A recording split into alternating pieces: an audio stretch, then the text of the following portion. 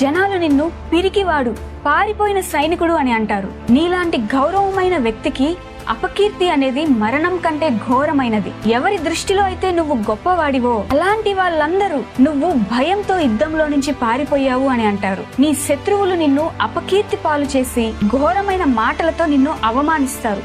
దీంతో నువ్వు చులకనైపోతావు. ఇంతకంటే బాధాకరమైనది ఏదైనా ఉందా? యుద్ధం చేస్తే నువ్వు వీర మరణం పొంది స్వర్గానికి వెళ్తావు, లేదా విజయుడివి అయ్యి ఈ భూమండలంపై రాజ్యాన్ని అనుభవిస్తావు.